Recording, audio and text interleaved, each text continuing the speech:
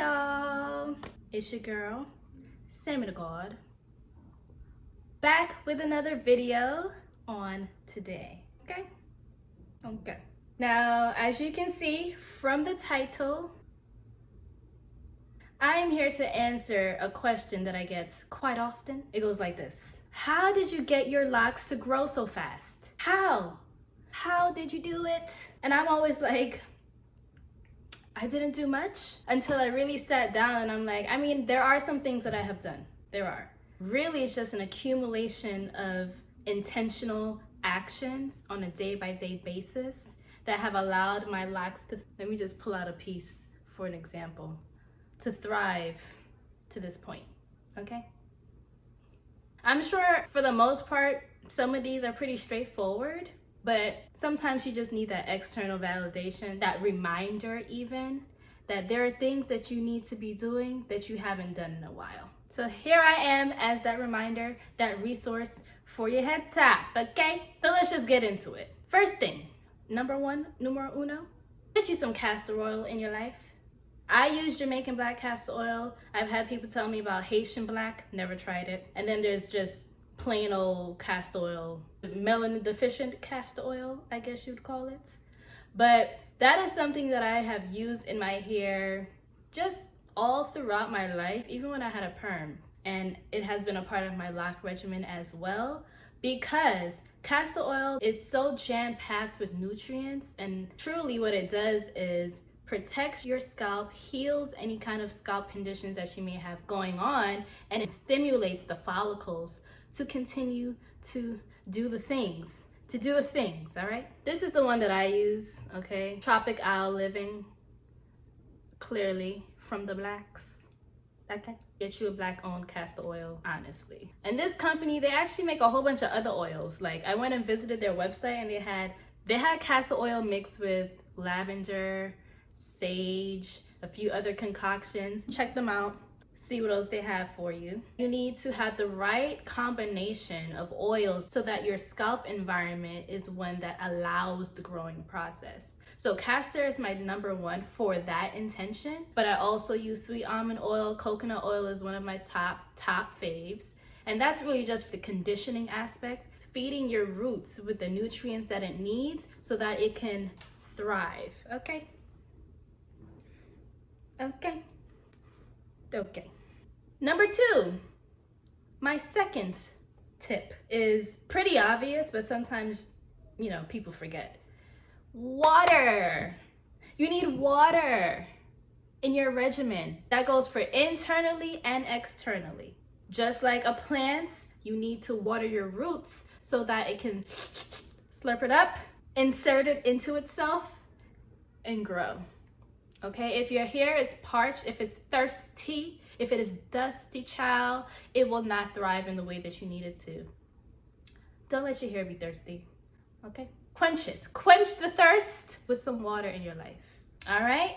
Number three, make healthy choices. And by that, I'm specifically referring to like dietary choices. Clearly eating your fruits, your vegetables, drinking your water, as I said previously. Also, when you're going out to eat, when you're making food for yourself, the kinds of snacks that you rely on, be very intentional about what you put into your body. I'm not saying you can't mess around and have a chip here or there, but also make sure that you are supplementing that. Get your omega-3s in your life, okay? Get your vitamins, get your healthy fats.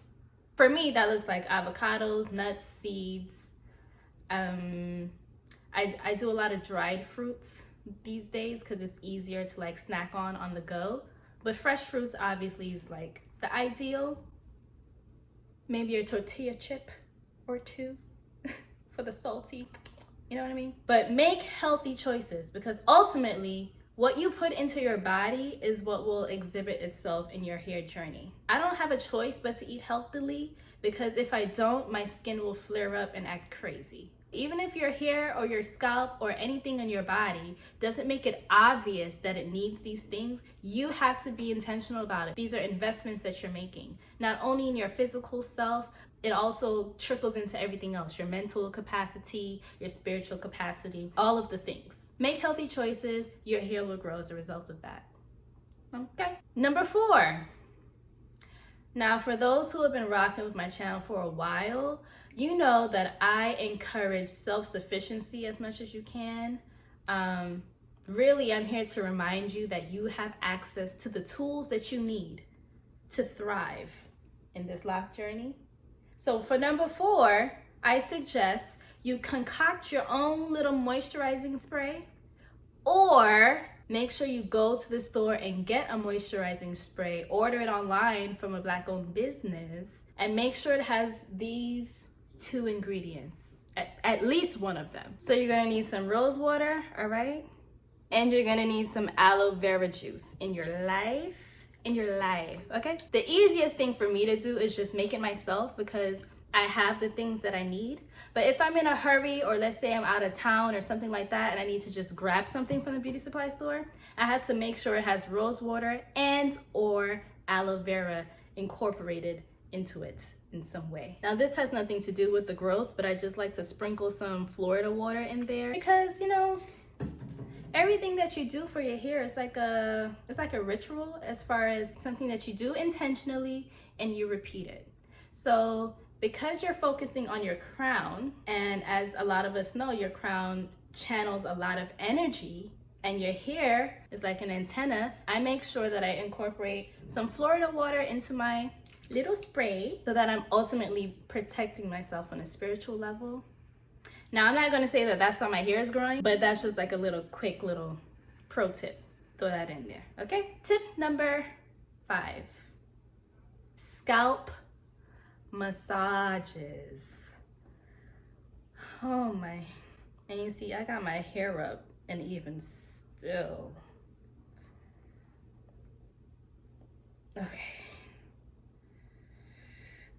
Okay, all right, relax.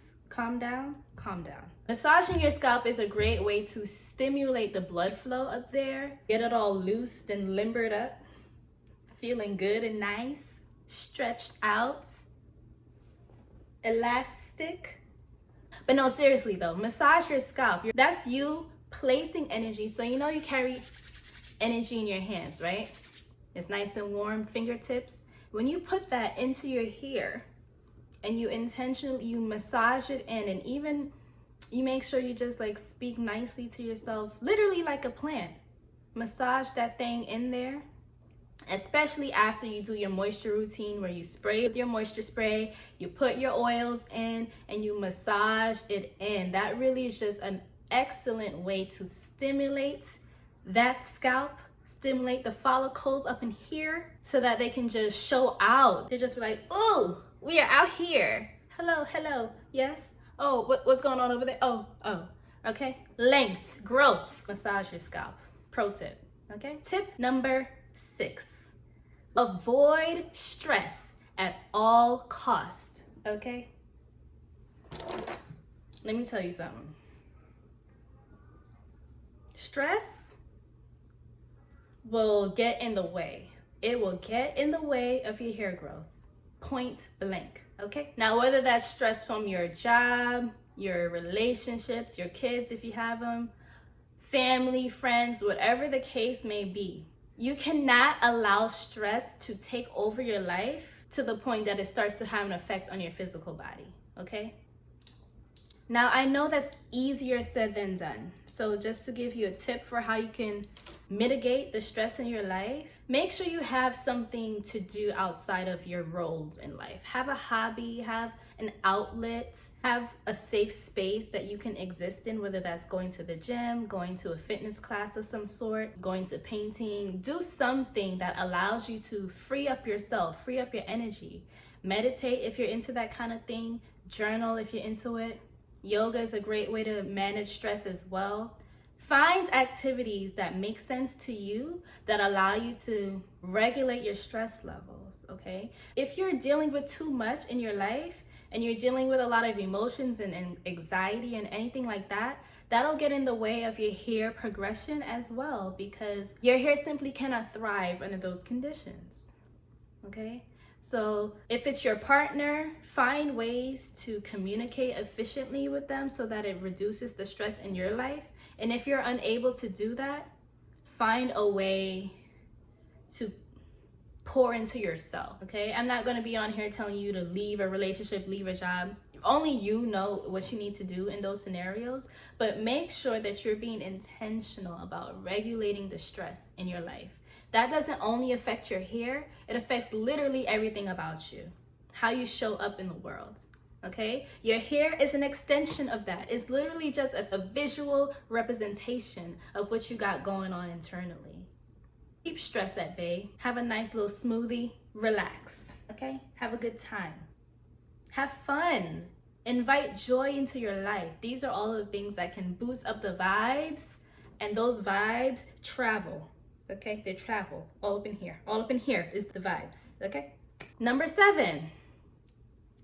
This is one that I've actually had to really get into lately, which is don't do too much, okay?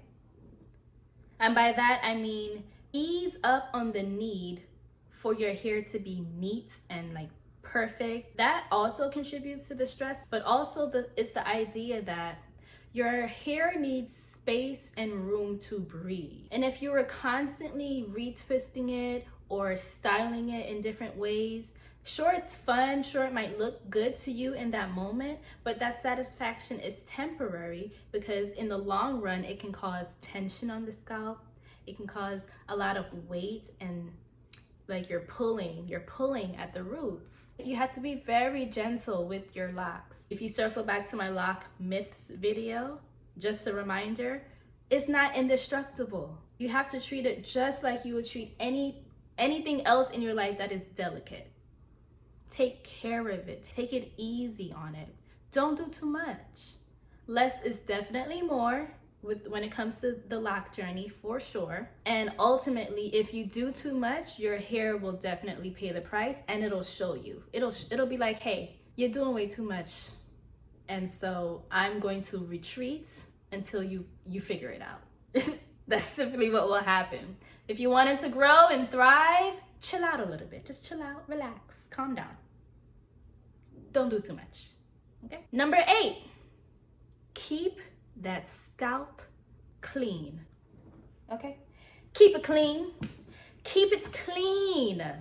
Your scalp needs to be clean in order for your hair to grow, like, simply. And one thing about the cleanliness, which ties into the not doing too much, you don't have to retwist your hair every time you wash it. That's something I used to do, and I think that I've probably said that in older videos. And if you've watched those videos and you were doing that in your regimen, I apologize. I take accountability. Truth be told, I used to think I had to. I thought in order to maintain my hair, I thought I had to retwist it every time I washed it. And I used to wash it every 2 weeks. So I was retwisting on that same schedule. I've since come to realize that that is a part of me and you doing too much. It's not necessary. Simply keep it clean. So if you want to wash your hair once a week or once every 2 weeks or whatever your schedule is, totally fine. But you don't need to retwist it every time you do that. Okay?